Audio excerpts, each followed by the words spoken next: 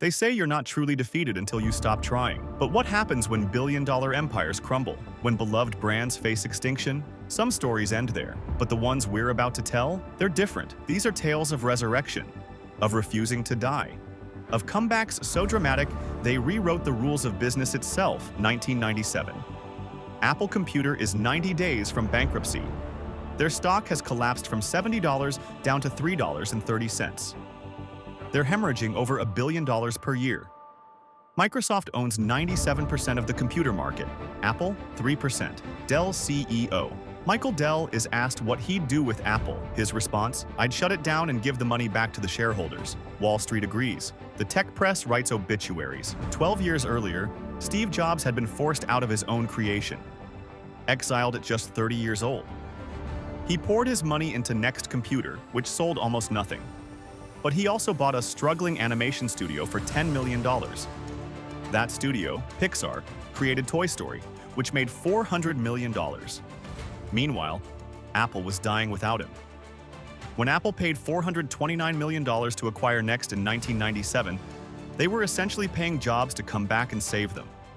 What he found was chaos: 15 different Macintosh models, printers, servers, digital cameras, dozens of products bleeding the company dry. His first move shocked everyone. He drew a simple 2x2 grid, 4 boxes: consumer desktop, consumer portable, professional desktop, professional portable. Everything else? Canceled. He slashed 70% of Apple's product line overnight. Then came the move that stunned the industry. Microsoft, Apple's mortal enemy, invested $150 million to keep them alive. The crowd booed, but Jobs needed time. 6 months later, the iMac arrived. Critics said no floppy drive was stupid. It sold 800,000 units in 5 months, saving the company. Then the iPod sold over 400 million units. Then the iPhone. Apple has now sold over 2 billion iPhones. Today, Apple is worth $3 trillion. That stock at $3.30? $1,000 invested then would be worth over $500,000 today.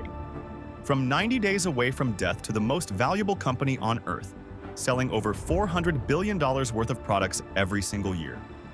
December 27, 1996. Marvel Entertainment files for bankruptcy with debts of $175 million. The company that created over 8,000 superheroes can't pay its bills.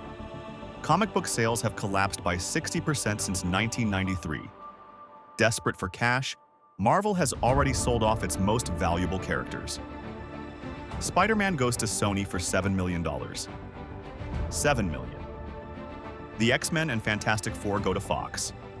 Marvel is left holding the B team, Iron Man, whose comics are selling so poorly they've been canceled multiple times. Thor, Captain America. Nobody cares about these characters. The early 2000s prove everyone right. Superhero movies seem dead, but in 2005, Marvel makes an insane decision. They'll make their own movies. There's just one problem: they're broke. So they mortgage their remaining characters to Merrill Lynch for $525 million. They literally bet everything. If they fail, the bank gets Spider-Man, Captain America, everyone. And they're betting it all on Iron Man, a character so unknown that 94% of moviegoers have never heard of him. Every A-list actor passes, so they hire Robert Downey Jr., fresh out of prison and rehab, whose career is supposedly over. The budget is $140 million. If this fails, Marvel dies, permanently. Iron Man premieres May 2nd, 2008, opening weekend, $98 million. Total worldwide, $585 million.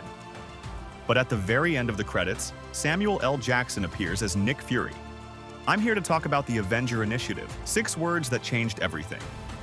4 years later, the Avengers makes $1.5 billion. Marvel isn't just surviving, they're revolutionizing cinema.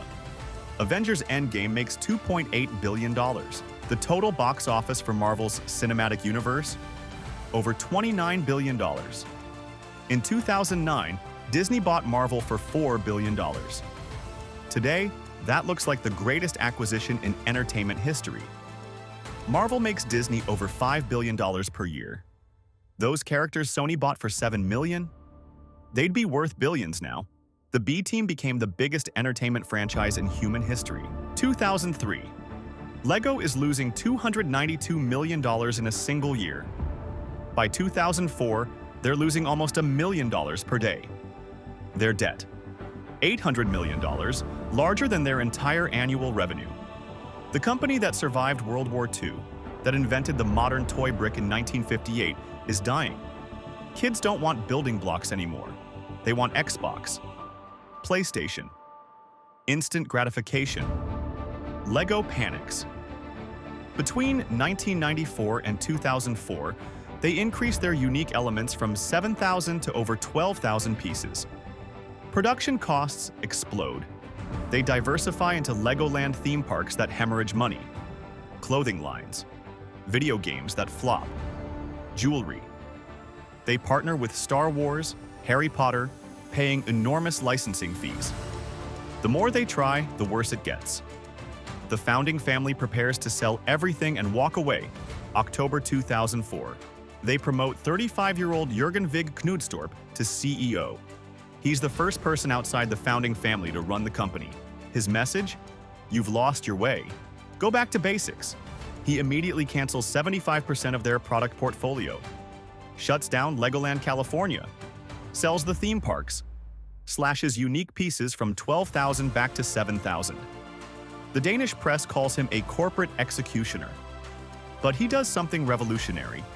He listens to adult fans of LEGO building elaborate creations online. He creates LEGO ideas, where fans submit designs. Get 10,000 votes. LEGO might make your set and pay you royalties. He greenlights the LEGO movie. It makes $469 million in 2014. Critics call it the best advertisement ever made. Today, LEGO earns over $7.6 billion annually. They've overtaken Mattel and Hasbro. They sell a $900 Millennium Falcon with 7,000 pieces, a $650 Coliseum with 9,000 pieces. The company dying because kids wanted video games now thrives by remembering what made them special: creation. Their profit margin went from negative 40% to over 30%. That's not just a comeback. That's complete reinvention. 3 companies, 3 near-death experiences, 3 impossible resurrections. Apple was 90 days from bankruptcy, stock at $3, bleeding $1 billion annually. Marvel mortgaged every character for $525 million, betting on an actor nobody wanted and a superhero nobody knew. LEGO was losing $1 million daily, with $800 million in debt. Logic said they should have died. Every expert wrote them off, but they shared something spreadsheets can't measure: vision. The courage to make radical decisions when conventional wisdom says, play it safe. Steve Jobs could have played it safe. He slashed 70% instead. Marvel could have sold their remaining characters for quick cash. They mortgaged everything instead. LEGO could have kept chasing trends. They returned to the brick instead.